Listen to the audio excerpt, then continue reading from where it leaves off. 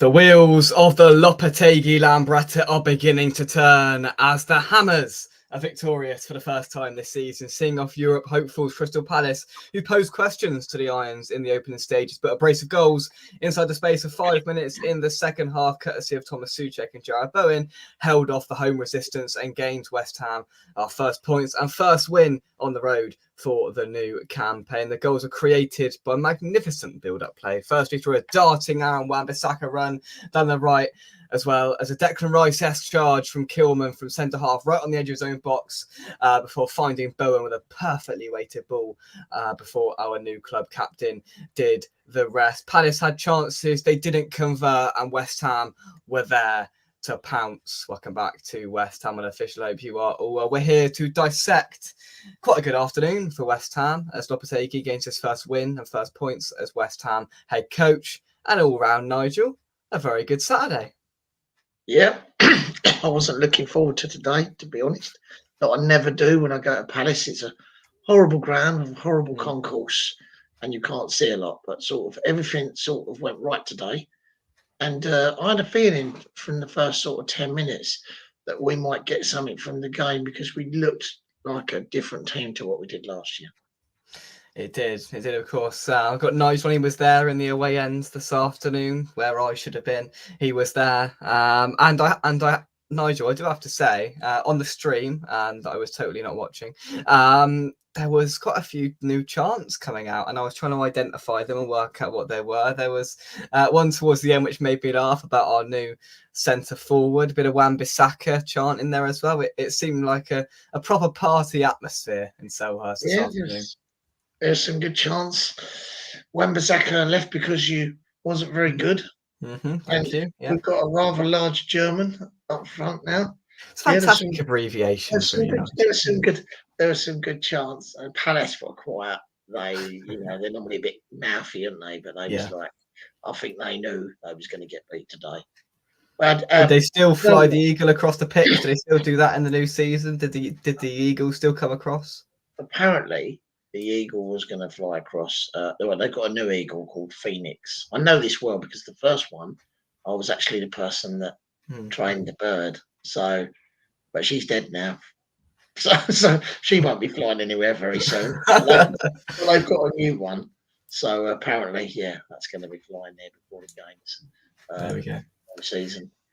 So let's see, we've got Lawrence. Thanks for joining us. Hope you are dancing on the streets of Lexington, Kentucky. Very good, usual suspect. I hope you are well. I'm going to be honest. I missed the first sort of 20 minutes of this due to my family commitment, Nige. So bring me up to speed. I mean, the first half didn't seem particularly great. It was relatively even. A couple of chances. There was that was that Eze chance in the first half where he hit the bar. I can't remember, but they did have a couple of chances in that first half, and Palace probably edged it in the first 45.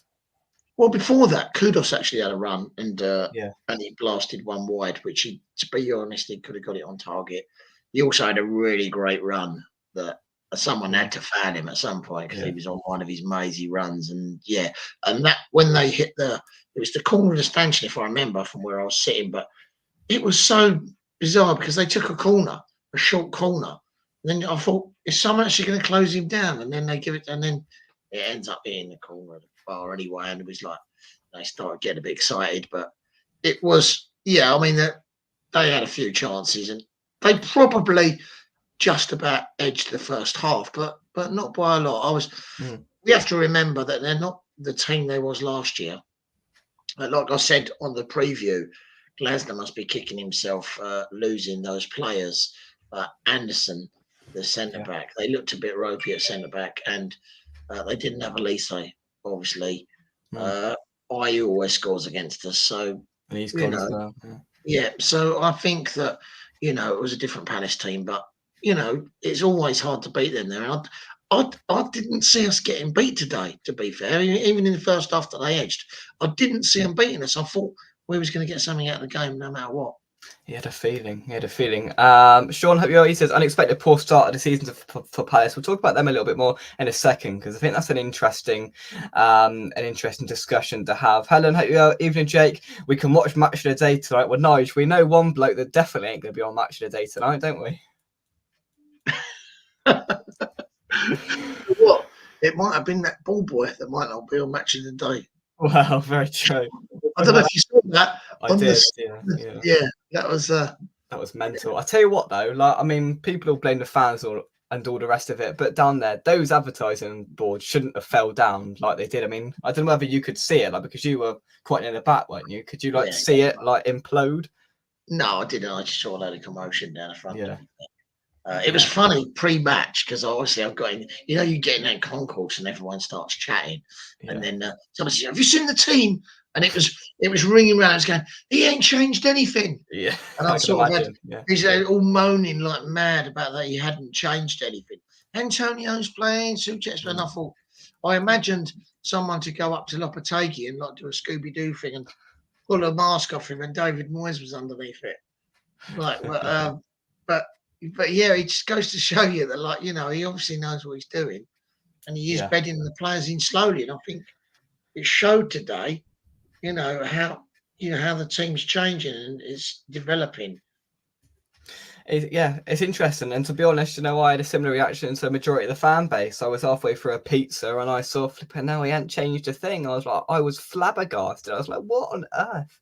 Like, I thought it was everyone nailed on. He's going to put Wan-Bissaka in, Tadebo's going to come in, like that's just going to be it. But no, he stuck with it. And I was like, I tell you what, I said, if we lose today, then people are going to go at him. And I'm, you know, obviously I'm glad we didn't in the end. And it's probably why we're sat here and he's sat in the dugout, maybe, I don't know. But it just felt like, it's like even a couple of people say, Christ, it feels like, you know, Moyes, like he hasn't changed it.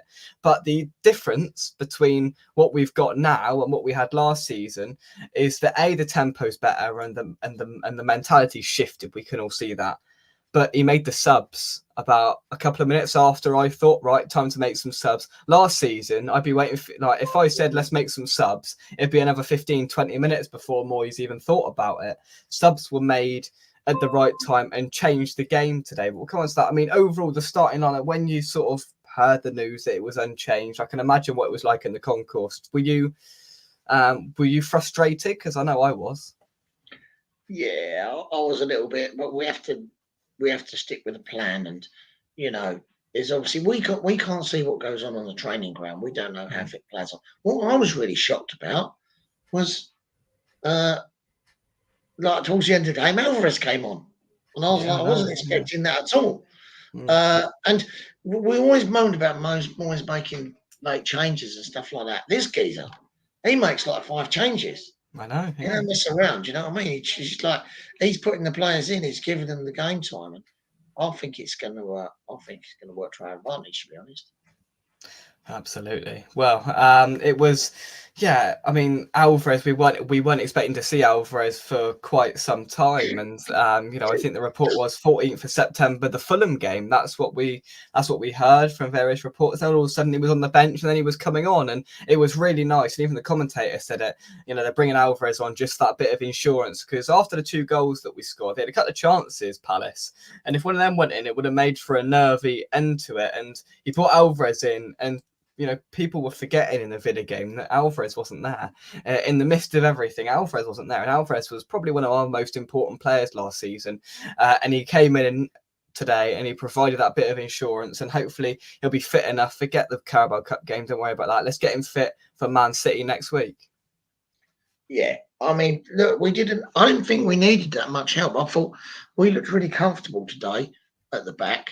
There was a couple of little instances in the first half, Mavropanos made a bit of a faux pas, and there was a couple of little bits. But apart from that, we looked pretty good. We looked pretty solid.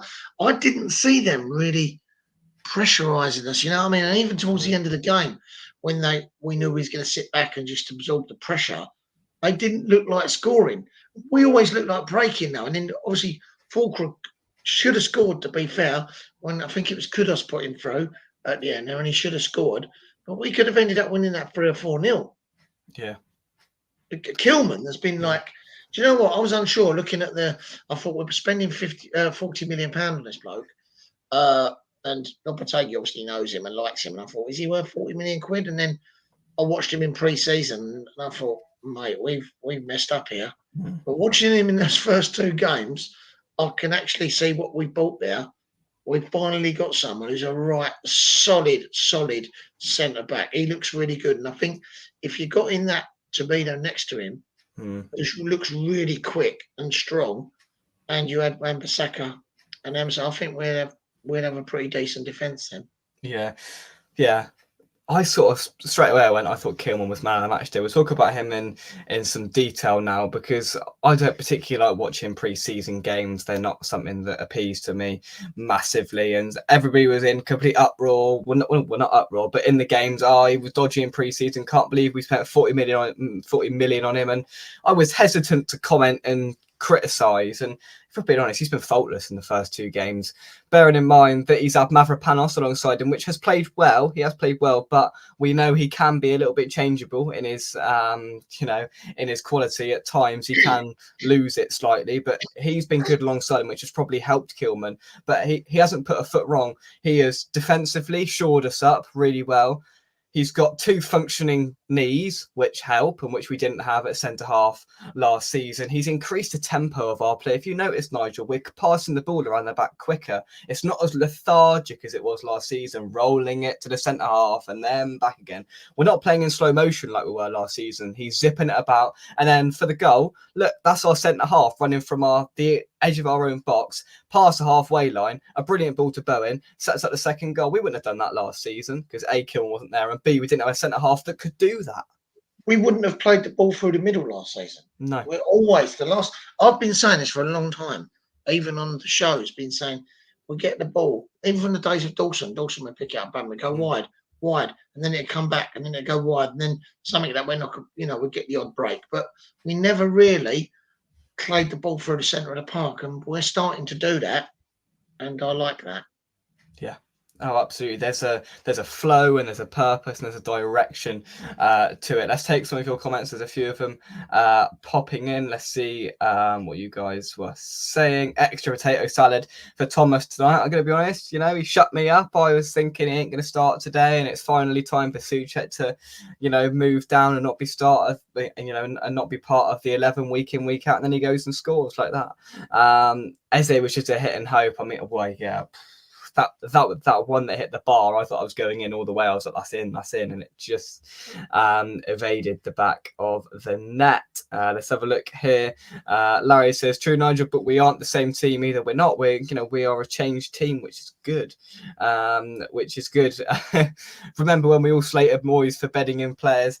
Yeah, but yeah, I suppose we did, didn't we? I suppose we did, but we weren't winning, were we? And we didn't see the direction. And I don't think Lopetegui's going to go to the extent of 2 or 3 months bedding in period like David Moyes insisted on. Nigel, what was that chant? I heard we've got super. Was it we've got super Lopetegui? Did I hear that as well? Yeah, it was. With who is it at the back? Kilman at the back and Bowen in attack. And we're going to win the Premier League, was it?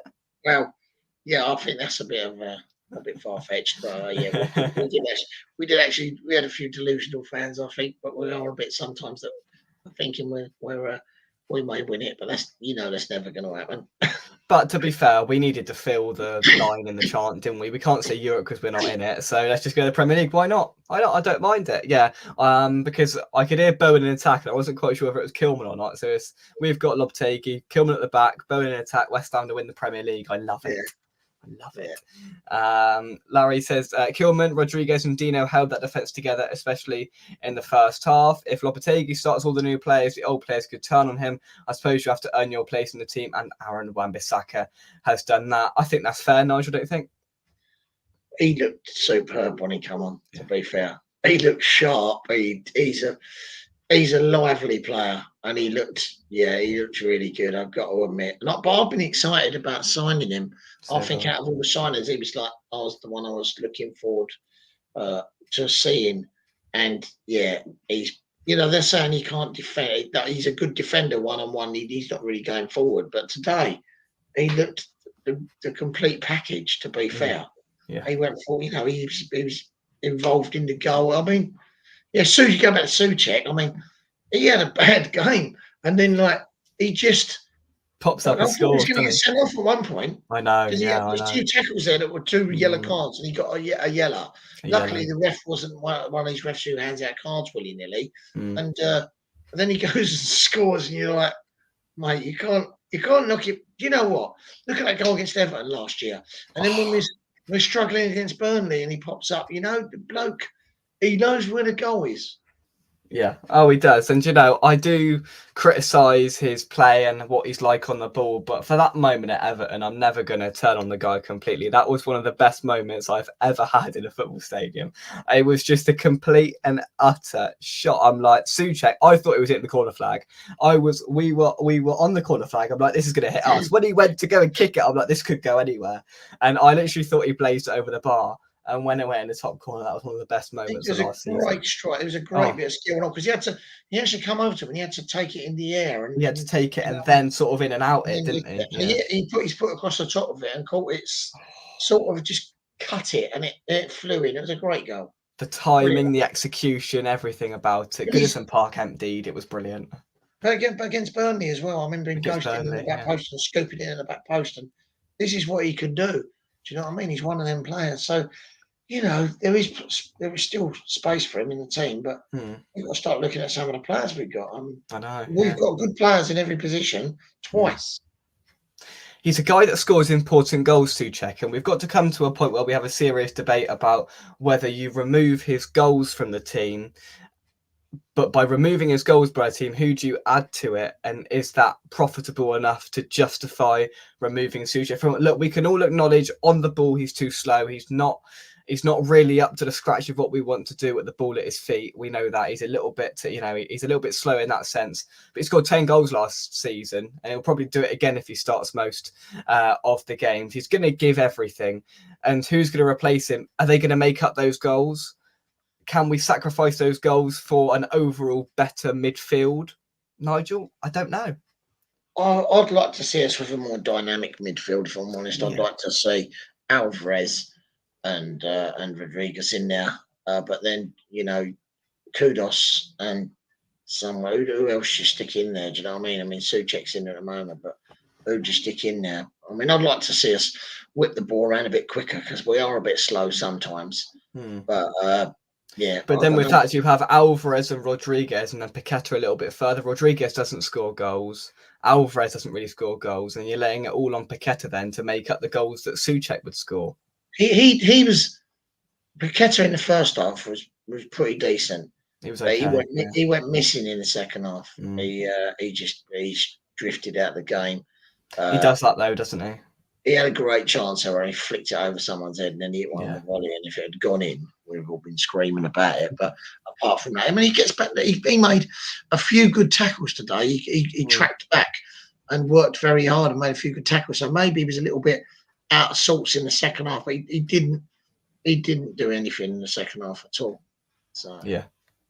Absolutely. So, I mean, there's interesting discussions and things for Lopetegui to mull over the coming weeks about how he wants to go about it, the direction he wants to go about it with. I mean, Somerville didn't even get on today, right? The Championship Player of the Season last season didn't even get on.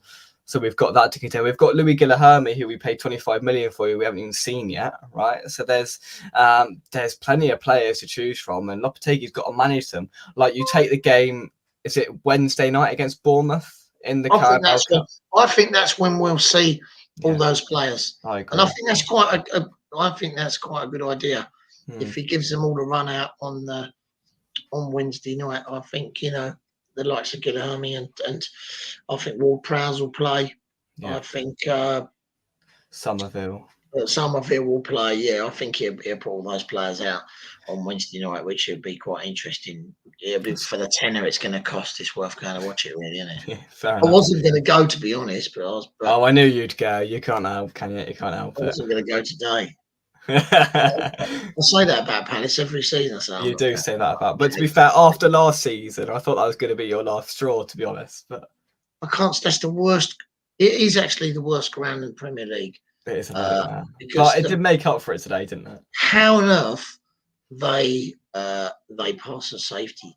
Oh, I've got no idea. To get a safety certificate for that concourse is beyond me. Today there was another chant. There was people that were saying when I went away at half time, people were saying we're meant to be in row 8 and we had to stand in row 20 because there was just no room. And then the West Ham fans were singing, "We sit where we want." Oh, is that what it was? All right, I couldn't quite. Yeah, I thought it was we sing where we want, because I thought it was like get on the pitch. I was like, as we sit where we want. oh, I see. And it was there was there was a lot of them balloons. You know the balloons. Did you see the balloons? Yeah, I did. Yeah, the black balloons with like the concession thing. Concessions. There was loads of them people giving them out and just blowing them up and throwing them everywhere. They had to clear the pitch beforehand, so it was all on the pitch. But the stewards were really getting the ump over that. So I saw that. Yeah. Well, I mean, if we can get that together, and if we can get more there. Brady and Sullivan were there today. They showed them on the stream. They were both there. Sullivan was there with his missus. That's about 40 years younger than her, younger than him. And yeah, if we can get. She go to your school, didn't she? Moving on. Usual stuff, Nigel. Oh dear. Very early to say this, but Everton are already looking like relegation fodder. Do you know what? There's only one man that's going to save them. Moisey will be back at Goodison by November. I'm telling you. Moisey. You know what? You hear it every season, didn't you? When a few teams lose at the beginning of the season, people come on and go, "Oh, mate, they're going to be in the relegation fight." It's their time, though, isn't it? It's their time. It's Everton's time. We was in it last year, apparently. But they're I think it's. I do agree. I think it's Everton's time. It would be quite funny if they go down the year they go into their new fancy 40,000 seater stadium, wouldn't it? It's 50,000. Is it 50,000? Is it 52? I think it's a right decent stuff. I've been watching it go up, and I've been looking at the videos of it and that. Yeah, it will be. But do you know what, Jake? They'll fill it because it's Everton. Do you know what I mean? Because it's like us. I mean, how the hell will you fill that stadium up? I don't know. Last season at some points I was like, how are we getting this many people here to watch this? Like, come and watch that. Yeah, but it's because it's Premier. You know, I think they might struggle if they go down, but I think if they're still in the Premier League, they'll still fill that because the amount of people that just want to go and watch Premier League football, and I think that's why we get so many people on their ground. Because often where I sit, there's different people every week, and there's people from all different walks of life in different countries that come there to watch Premier League football. So yeah, it's that sign, isn't it? Premier League football, Johnny says Alvarez came on because Soucek was on a yellow. I think that's probably what hurried Lopetegui to that conclusion, because he got the yellow card pretty softly, and then he committed that foul about 30 seconds later, and all the players were like, oh, and the ref sort of walked over and just sort of looked at him and went, I tell you what, fair play, because another ref would have been out and he'd have been off there. Well, I think he would have been any other ref, because that's what I was saying. That he should, I thought he was luckiest down the pitch. Yeah. And for him to score, though, great, isn't it? Brilliant. Yeah. I thought you were on a cruise. No, that was a couple of weeks ago. We've been back a couple of weeks now. Yeah. My tan is still just about surviving, Nigel. I saw Dodsey, and he said that he saw you at the petrol station. He didn't see me. I was still in bed. He saw my dad at McDonald's. And he said, yeah. He said you had some family with you. We did. So he said he had some family with him, so he didn't say anything. I wasn't there. I was in bed because that was like 8 o'clock this morning, obviously, before they jetted off. But yeah, Dad did say he saw Dodsey, and yeah. Larry says this has been the first time in years we saw real quality coming off the bench, and it affected the outcome of the match. The subs changed the game with Wan-Bissaka. Quality, Nigel, pure quality. I mean, people were saying he can't go forward. Inside the first 5 minutes of him being on the pitch, he went darting down there twice and caused problems. And defensively, he was sound. And he is the future of us at right back for the next. He looks really good. Honestly, he does.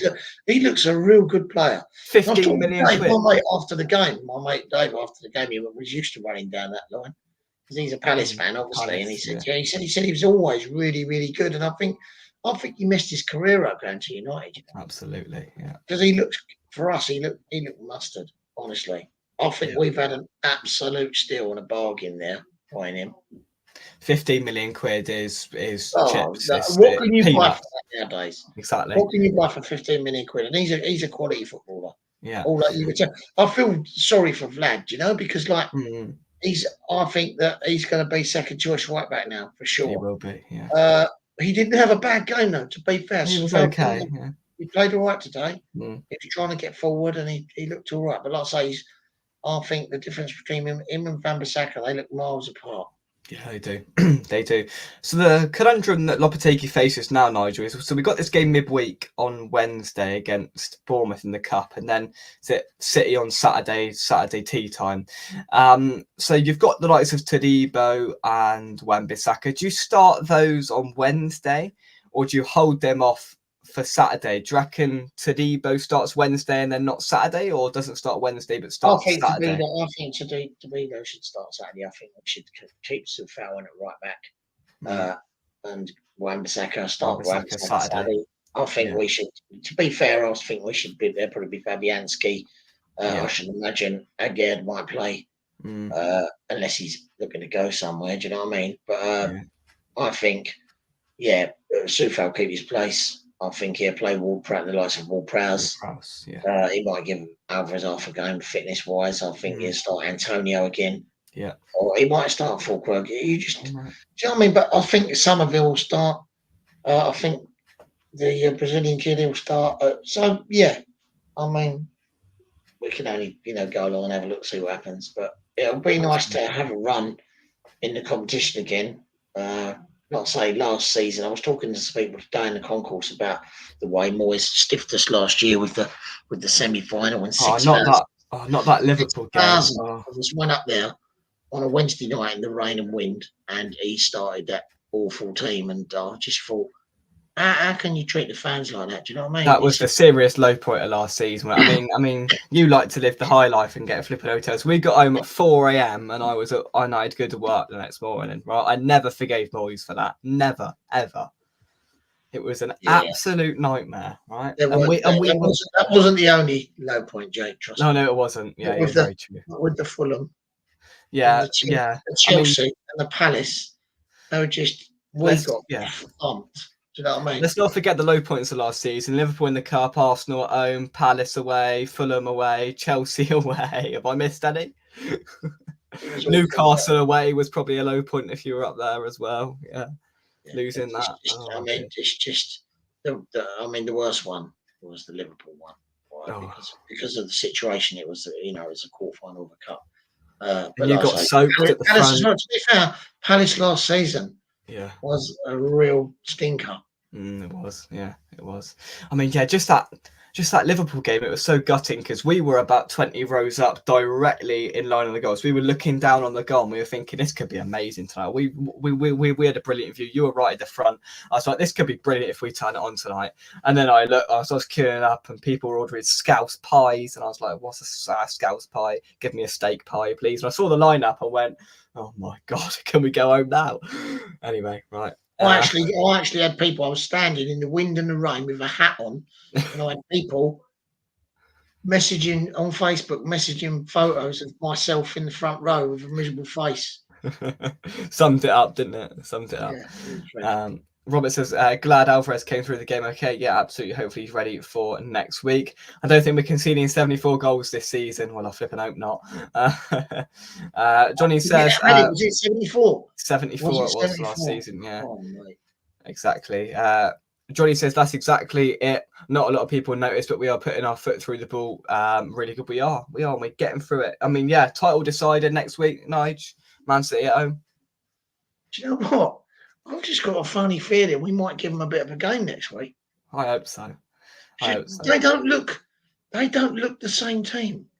Somebody put in the chat on my instant match reaction earlier. It's more about the performance than the result. Yeah, absolutely. If we give them a game and they win narrowly, I'll be happy, quite comfortably happy. We don't often get really thrashed at home by them. I think no, we don't. No. It's just Haaland you got to stop on it. And I mean, I think that we've got a pretty good chance of possibly scraping something next. I've just got a feeling about because I don't think Man City. I think they've been winning ugly. I don't think they've been anything special. I mean, people go, "Oh, 1-4-1 day," but it's Ipswich. Exactly. Do you know what I mean? Hopefully we can test them next week. Let's have a look at somebody's comments. Not conceding is a step in the right direction. Nige, today was our first clean sheet since January. Wow. There we go. Yeah. Sums it up, doesn't it? first clean sheet since January. And our last clean sheet, I think if it was January, somebody put that on Twitter earlier, first clean sheet since January. And do you reckon that would have been that goalless draw against Brighton? Was that like the 4th of January or something? At home, that dull, boring 0-0 draw, that might have been it. Yeah. Yeah, I think I had a really good seat there. I was in corporate that day, I think. It was really good seats, and I remember going up there and having something nice to eat and then watching that game and going home, wishing I hadn't gone. Do you want to like name drop some people that you met in there or something? No, really. No. All right. No. Just normal for you, isn't it? Normal business. People name dropping me, mate. Right, I see. Fair play to the ball boy after getting out of danger. Yeah, that was a nightmare, that was. And Bowen and Soucek were helping him out, and Paqueta was just, he obviously didn't see him. Paqueta like jumped into the crowd and like surfed for about 10 seconds on the crowd. But yeah, good of Soucek and Bowen to get him out. And Bowen said in his post-match interview that he's all good, and he gave the ball boy a shirt at Bowen and he's all okay, which is good to hear. Eden Hazard, he'd like booted him up into the stand. Good evening, chaps. Yet again, King Thomas silences his doubters. Well, there we go. I hope the Soucek debate is over. He has been fantastic since he signed. He has his limitations, but in both boxes, he is a nightmare. He deserves more respect. Yeah, Soucek, it seems to be a really big line of debate tonight by a lot of people, both on social media and coming on here. Many people want to talk about Soucek and defend him, and I understand it absolutely. And we've discussed it at length, the dilemma that we face with him in the side and without him in the side, and how it'll all balance itself out. But you can't deny his danger. Going forward, scored 10 goals last season. He's already got one this season. He should have had one last week, really. So he should have 2 already. He's got one. There we go. I think he could, he's that situation where Moisey tried to push Rice further forward ruined Thomas's game. Yeah. And I think that, if we can get him back into that vein of form he was in before that, when he was just sitting and doing what he wanted and arriving late, I think he will score a fair few goals. So here's a conversation, right? Di Canio puts in Soucek, well, Di Canio doesn't, but Di Canio, the count, puts in Soucek has done more than the so-called world-class Brazilian Magnifico in the last 2 games. Now, we were both very critical of Paqueta at the back end of last season, Nigel. I didn't think he was doing enough, and I think you agreed as well. So when does it come to the point where Soucek's a scapegoat, but he's one scoring goals, but then people say, why don't we look at Paqueta and see what he's done? So when you put it like that, what's your thoughts? Well, right. So when I went to Leverkusen away, right, Paqueta, he played, and we was all right, and we conceded those 2 late goals, and I was gutted. And then when we played at home, and he was suspended, I think he was suspended, and he didn't play. We looked a much better team. We looked a much better team because what he does is, he's a great player on the ball and stuff, but he slows the game down. He puts his foot on the ball and he drags. He tries to find the perfect path, and he slows the game down, so there's no zip. Do you know what I mean? And when we played Leverkusen, I thought we was the better team at home, and he weren't in the team. So, if someone came in and offered like 70, 80 million quid for him, I don't think it'd make that much difference, because what he's doing is he's a show pony. Look, there's no doubt he's talented, right? But he gives the ball away a lot. What does he? What does he offer apart from a couple of flicks and stuff like that a game? I mean, do we want to? Do you remember when we got relegated and Joe Cole and all the other superstars were all playing? All them fancy flicks and that sent us down. Lovely to see, but that's the fact is we went down with all them real skillful, talented players. So, that's what you got to ask yourself the question: where do we want to go with the team? I mean, we've always had a player, haven't we? Di Canio and Payet and these players. We've always had these players, but we've never really pulled up any trees with them, have we? It's interesting. It's an interesting debate to have. Johnny says, I hope Paqueta is giving Guilherme all the help that he can get before he goes, as he is his replacement. James, a very happy Hammer tonight. Clink, indeed. Everton need players back. They do. They don't look great. That is for sure. Michael, thanks for joining us. I hope you are well. Yeah, Robert, absolutely fair play to Soucek for doing that. Everton heavily reliant on set pieces, which is a Sean Dyche team. There's nothing new there, is there? I thought, Jake, we've been on the cruise. We're back. That was just a clip from the cruise. We're back. Don't worry. Don't worry. I'm here. I'm actually here. In sunny Somerset. And Michael says, we weren't good the first half, but Aaron Wan-Bissaka freed up Bowen and we looked solid after that. Lopetegui has a problem now. Todibo. Yeah, do you put Todibo in? Mavropanos has impressed the last 2 games. Yet again, it's another conundrum. Nigel, does he go to a back 3 to incorporate Todibo into it? Or does he just be harsh and drop Mavropanos? Or does he stick with Mavropanos and keep the exciting £30-odd million centre-half on the bench? What does he do? He looks good, mate. Todibo, when he comes the D and the B the wrong way around. I don't know which way. When he comes on, he does look slick. He looks fast and he looks really assertive and good on the ball. And like I say, I mean, Mavropanos I've always liked him. I thought he was quite a decent player. Mavropanos, I think he's a strong guy. He can carry the ball. He can come forward with the ball when he wants. Kilman, I mean, we got centre backs that can carry the ball out now. We've never really had that for long, since the likes of Rio and people like that, you know. Yeah, I mean, he's been really good there, and there's that situation now where we've got 3 players that probably arguably should be starting next week. Does he put them all in, or does he make a big decision there? Again, time will tell. I wouldn't like to be Lopetegui making these decisions. I'd rather him do it than me. Wan-Bissaka was a game changer, was he? Absolutely. Wan-Bissaka and Somerville will get us European football. I hope we're in the argument, that's for sure. Go for the cup. Don't worry about City.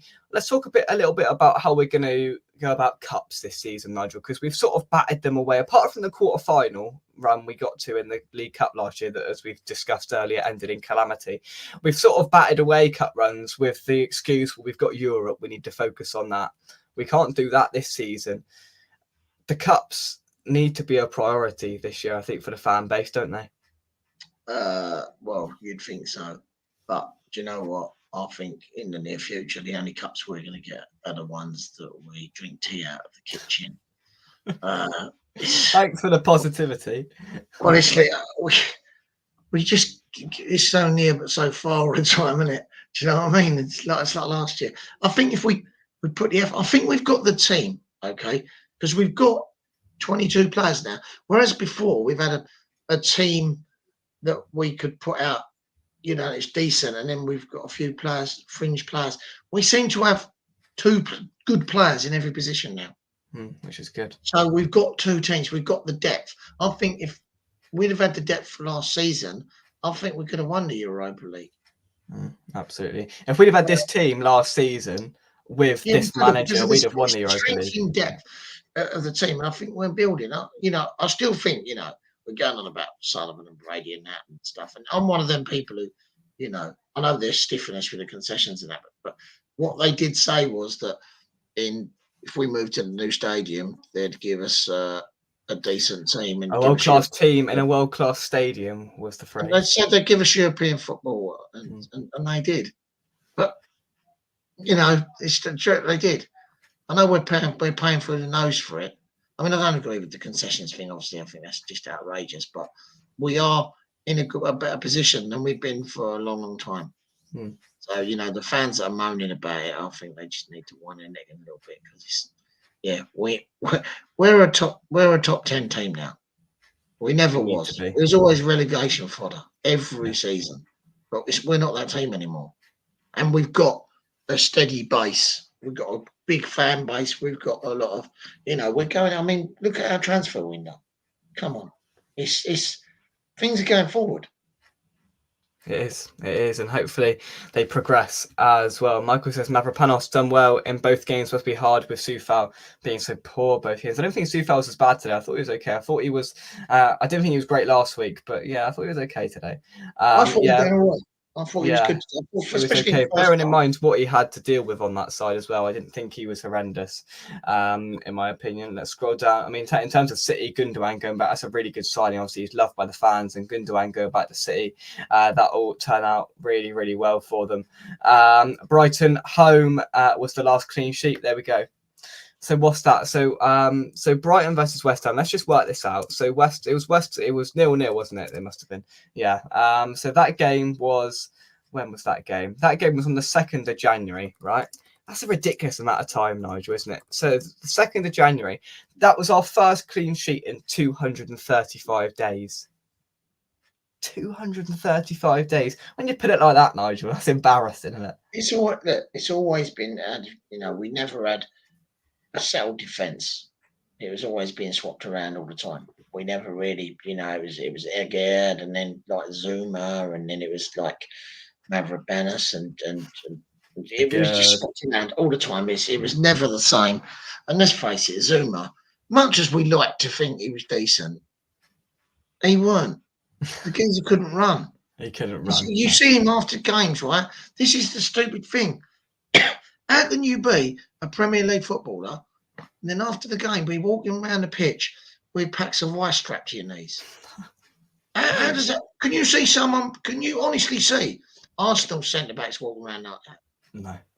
No, it's like we've got Sunday League centre back. I never realised. I mean, when he ran, it was like he had a pair of calipers on. And when he passed the ball, it's like when he passed a straight ball, it's like he had to put his foot. It was like slow motion, and it was. And I just can't believe that he played for us. Honestly, people saying, "Oh, it's his positional sense." But it had to be something because the geezer couldn't run. I mean, he ran like someone had shot a giraffe. And it was running. That's what it reminded me of. Yeah, look.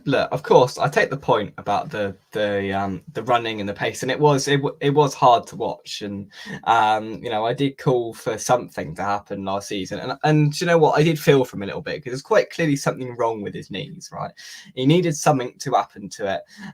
But I did think he sort of, apart from his running, I thought he did at some points prevent it from getting even worse last season at some points. I mean, people forget the blocks and everything else and the interceptions he made. It was all right if he didn't have to run. He was okay if he could. He's good at getting in the way. Yeah, he was. Well, size of him, he should be. Size of him, he should get it. But he's in the past now, though. He's in the past. Mate, look, how do you when they said, "Oh, Zuma's failed a medical"? Well, there's a surprise. Shock. Literally everybody on Twitter went, well, there's no surprise there, is there? Yeah, exactly. Yeah, Brighton home, the last clean sheet. Gundogan will help City. He will absolutely. Another night with double Jake content. You're spoiling as well. Got to do something, and I got to get that monetization money back up again because these driving lessons, no, they don't cost nothing. No, they don't. Do you know when I had a driving lesson? It was like £4. Yeah, well, it's 40 quid now, so an hour. Yeah. Times it by 10 an hour. That's what it is. I only had a couple of lessons. I've got plenty booked in, and Nigel, it's hurting me when the money leaves the bank balance. You know what I'm like. It hurts. I was driving around when I was 15, so I already had quite good driving skills. I just had to know to look in my mirror and do that with the wheel. That's it. Then I passed. So I had a bit of a touch, really. James says, absolutely fuming. Still the blind loyalty with Soucek and still no academy players in the starting 11. Moisa. Yeah, I don't think any of the... How can you... I mean, look at the team now. The academy players. It's going to be even worse for the academy players now, isn't it?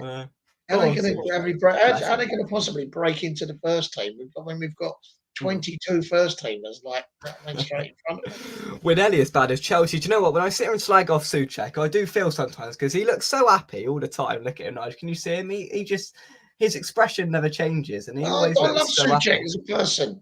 I think I love him, but like I say, he's frustrating. Do you know what I mean? And then he just proves it's frustrating that he keeps proving me wrong.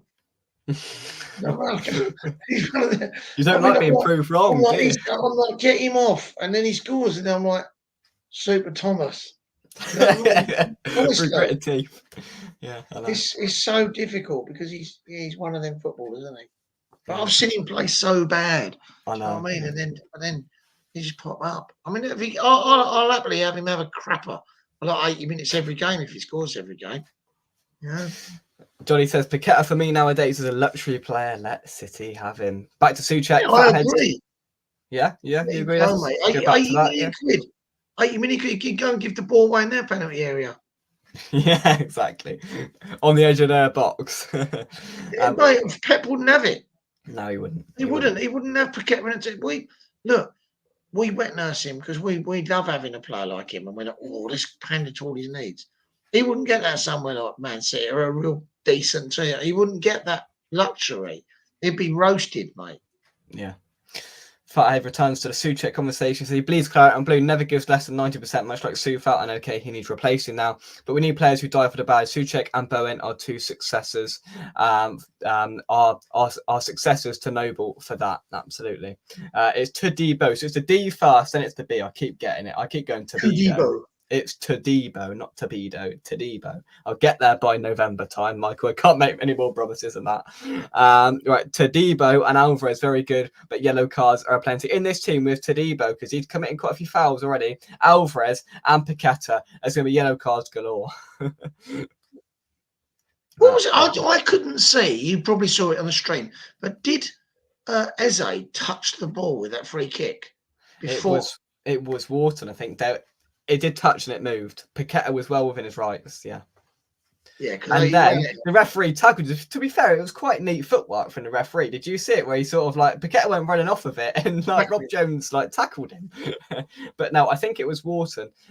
He did touch the ball completely unintentionally. He didn't mean to, but it did move a little bit, and Paqueta saw it. And you know what he's like? He went for it. The ref wasn't having any of it, but yeah, technically it did move. Yeah, it did. So, yeah, he was well within his rights. I reckon 8 or 9 changes for the League Cup, bringing the players who haven't been starting. Yeah, I am in agreement with that. Yeah, we've already won a cup, Nige. We won the Betway Cup, don't forget. Yeah, great cup that. I'm sure we'll all remember that in years to come. Exactly, the cup that we created, we've only won. What I'll do is I'll get that. I've got that conference. Yeah, get that tattoo. I'll get that Betway Cup on the other side. On the other side, yeah. Look lovely, yeah. Yeah. And then if we win the FA Cup this year, you've got to get that on your forehead, right? Mate, when I went today with Dave and Alex, and they went, we'll go in the Albion. So I go to walk in the Albion, and the fellow on the dog goes to me, you can't come in with that, mate. It's home pub. I said, what? He went, that tattoo on the back of your head. He saw the 2 hammers, and he's like, can't come in with that. Fair enough. Fair enough. Right, let's take some more of these comments. Marshall, young Callum Marshall, man of the match and scored for Huddersfield, the only goal of the game, giving those 3 points today. I did see that pop up. Moyes is our only manager to win a cup since the 80s. He's gone. Can we get back to supporting team? Absolutely, absolutely. But I think we're just all glad that we've seen the past. Hey, we've seen the past. Well, you're like this. So what's that? My local town, Chatham, it's where I sort of grew up, and a lot of my mates play for Chatham Town. I know the manager and the guy who's bought it and that. They just bought Freddie Sears. Yeah. They got he scored today. Did he? Yeah, I got Freddie Sears now plays centre forward for Chatham Town. There we go. Johnny says Moyes would say that 235 days is fine. We need to score more playing. We need to score more playing a defensive, like a low block, all of it, low block. Anyway, right. Andy, well, evening. Good win today. All I need is a win tomorrow. There we go. The academy players are nowhere near good enough. Unfortunately, there are some who I hope get there, but a season in the Championship will tell. Earthy is the main one at Bristol City. Hopefully, he gets some. Earthy. Yeah. I think he'll go on to do things. Earthy. Hope so. Let's have a look here. Robert says there were a few players that had dodgy knees that didn't train. McGrath and King still did a job. Add Zuma to that list. And you might remember this one, Jake. You might remember this, Robert. Paolo Futre. We bought him when he had dodgy knees. Evening, Jake. How do you all? Hope you all have the warm glow of points won. Absolutely. I'm happy. Yeah, I'm chuffed with how it's going. Very good. James says, if you think King Thomas is frustrating, imagine what the opposition thinks. I know, but on the ball sometimes he can just be a bit lethargic, can't you, Tom? I know. Yeah, Wharton did touch the ball, and Paqueta was correct to take the ball. He was. Chatham Town and have Freddie Sears. I remember when he was a future of our attacking line. He come on his first game, scored against Blackburn, I think it was. And we sort of like, yeah, this kid, he's the next one. He's there the we go. guy. Yeah, I put it in for 3 games, Fatted, after winning against Blackburn. There we go. Yeah. There we go. Chatham, you should be a Millwall supporter. Wow, Paolo Futre, there's another blast from the past. There we go. Right. We've got 10 minutes left, Nige, to complete an hour. So let's provide our final thoughts from this afternoon and looking ahead for the games to come. Overall, the lineup didn't inspire me, but soon put me back in my place. First half was Palace not dominated, Palace edged, I'm going to say. And then we were clinical with some brilliant moves. I mean, that Kilman run, that Wan-Bissaka run, 2 pivotal runs that created the goals. Without them, we don't score. And I'm going to say, Nigel, we wouldn't have had that clinical edge, I think, in times gone past. And I think it was actually quite refreshing the way the substitutions changed and affected the game today. Definitely. He missed the Kudos run was the one. The Kudos run, yeah. The Kudos run was the one. He took the whole team on. Yeah, I mean, we look at a different proposition this year. I do think that once these players are bedded in, that we're going to be a proper good side, and I think we've got a very, very good chance of finishing in European places. I thought it would take longer, to be honest. I was saying to people beforehand, it might take 5 or 6, 7 games for us to get going. A bit like Chelsea last year when they was trying some players out and they just came strong later on in the season, didn't they? When the players all started gelling, and I sort of thought that would be a little bit like that for us, but these players seem to have hit the ground running. And we've got to remember last. I don't know if you saw the Villa game earlier, the Villa Arsenal. I only caught the last bit when Watkins missed the header. And then Arsenal scored a couple of quick-fire goals. But Villa ain't a bad team.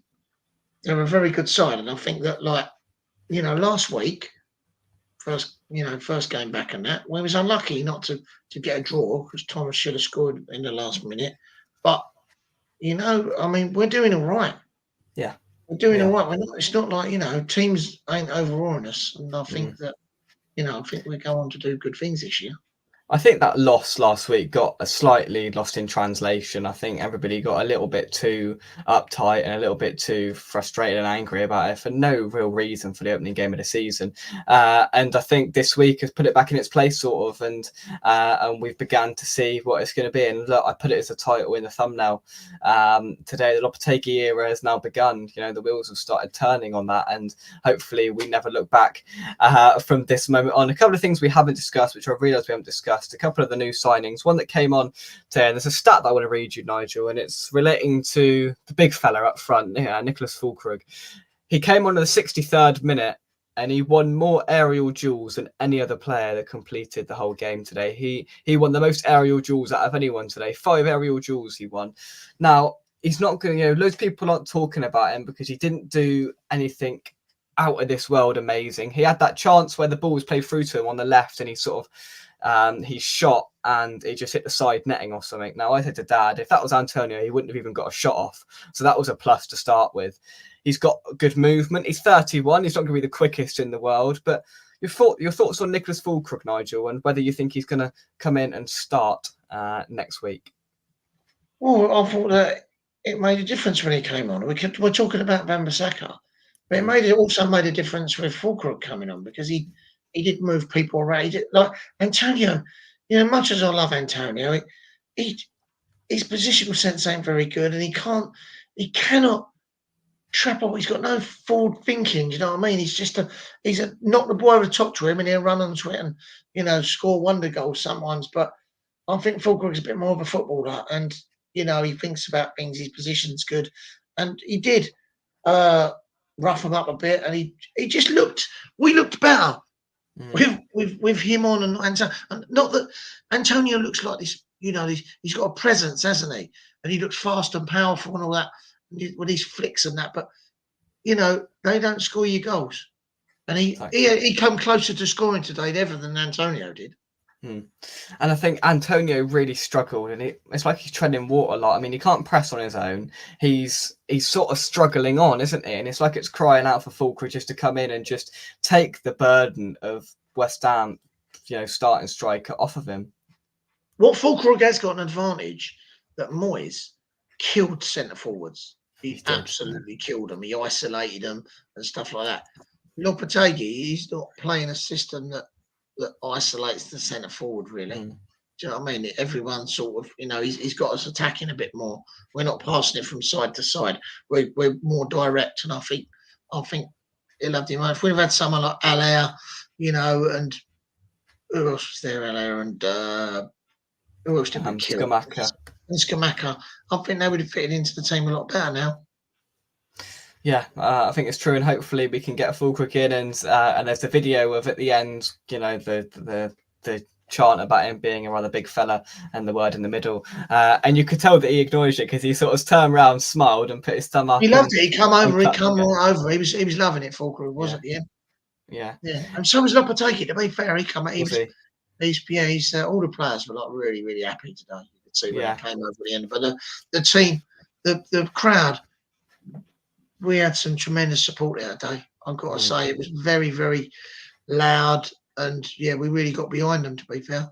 No, it did sound really loud. And to be fair, I mean, I know it was bleak away from home at some points last season, but how many times? I mean, the players and the gaffer got quite close to the away end, and there was, they were chucking. I think they were chucking some shirts in as well. And at the end of the day, we didn't get many games like that last season where they came all the way over. A lot of games they didn't even bother coming over half of them. So the worst one was Forest away. Was it? Yeah, wasn't there? Yeah. They was like, mate, mind you, I don't think they wanted to come over. The crowd was so on their back. Yeah. They just coming over and getting slaughtered. Yeah. Hopefully times have gone with that. Right, let's take some final comments before we talk about the final topic, and then we're going to go. Michael says, man of the match, Kilman, hero, Soucek scored the opener and saved the life of the ball boy. Johnny says, I thought we would be 3-0 down at half-time. Fair play to all. We now have lots of options. We certainly do. Watkins on a mare. He had two quite simple chances that he failed to convert, and when you don't do that against a world-class team like Arsenal, you're going to get punished, and they did. It wasn't the loss. I think it was the starting lineup that deflated people potentially last week. It did look like age caught up with Antonio for me. Antonio does it when he wants, and that's not good. The human pinball machine, it hits him and no one knows where the ball will go. Yeah, true. It's very true. Antonio too slow to get on the fullback's mistake. Yeah, he's just a bit too behind it, isn't he? He doesn't read the game very well. He doesn't read the game very well. No, and apparently he didn't look good walking around after the game either. Johnny says, look at the good teams. They really shut down the passing from the back, and Antonio simply doesn't do that. Guido Rodriguez, another player that we haven't really discussed too much. He started both games. Only him and Kilman have done that so far out of the summer signings. I didn't really notice him too much last week, which wasn't a bad thing. And today I thought he solidified us when Alvarez came in as well. And I thought he was really neat and tidy, Nigel. What have you made of his start to life in Claret and Blue? Yeah, he's one of them players, and he's a no-nonsense player. Had a couple of good challenges today, strong challenges, and he looked good, and he looks like one of them sort of Didier Deschamps sort of players, do you know what I mean? He just goes about his business, and people don't notice the work he's doing. It used to happen a lot with Deck in the early days when Deck was playing, and a lot of people wouldn't notice all the good work until he really started getting noticed, and then people were like, he's a good player. So I think that, he'll do all right for us. I do, yeah, and hopefully he's going to go from strength to strength. Nigel, thank you very much indeed for joining me. Your final thought, I'm going to base it off. We've talked a lot about Soucek tonight, so the final thing I'm going to say is I'm going to read you a stat, and it is Thomas Soucek has scored more non-penalty goals than any other midfielder in the Premier League for West Ham, and that's 28 non-Premier League goals. That's more than any other West Ham midfielder in the Premier League era. Nigel, any final thought for that? Yeah, just keep scoring, Thomas. Just keep arriving late and score, because that's what he does. He just pops up in the positions. He's got a great eye for, do you know what I mean? He just knows where to be at the right time, and all the while he keeps banging them in. We're just going to keep getting started. And do you know what? Fair play. He might not be the best fucking football. He might not be the best footballer, but he's he's doing a job and he's scoring.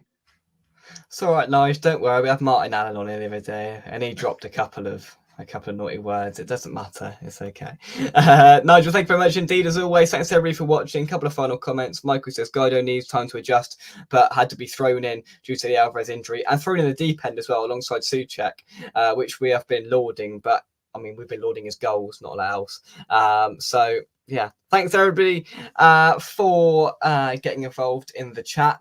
The season is in full swing now. Once again, we'll start building up to the Bournemouth Carabao Cup game imminently. But until then, from me and Nigel, go on you Irons, and we will see you soon right here on West Ham Unofficial. Nige, 3 points on the board, 37 to go. That's right. Go on you Irons. Come on. See you later.